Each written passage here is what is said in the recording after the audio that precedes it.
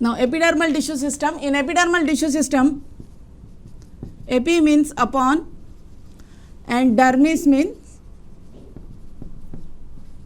skin. So we will be studying about the uppermost layer of the skin of any section of the plant body. Maybe it is a tiers of stem or tiers of root or tiers of leaf. The outermost protective layer, as we all know, is considered as epidermis. Now what are the characteristics of epidermis here? Epidermis is considered as the outermost protective layer.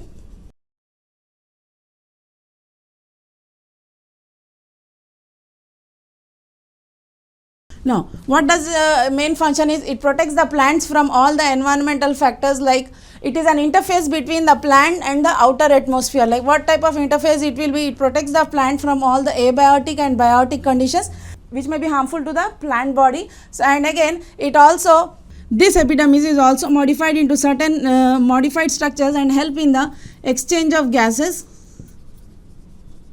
In epidermis we will see the presence of stomata, which will be helpful in the exchange of gases. It helps in the absorption of water and mineral salts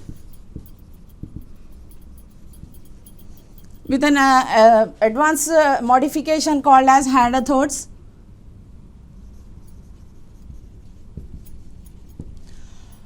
It is also useful for the dispersal of fruits.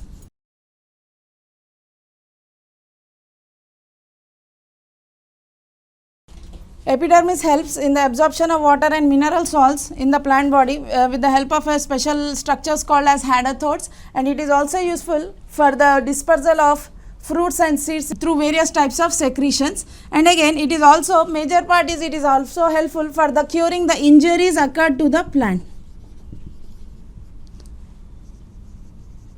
with the help of epidermis. Now when we come to the origin, these are the basic characters everyone knows about epidermis. It is the epi means upon and dermis means skin. We are talking about the uppermost layer of any section of the plant body, like it may be stem, root, leaf or anything, and here it is considered as the outermost protective layer. It acts an interface between the atmosphere and the plant body. It protects the plant from both the biotic and abiotic interactions.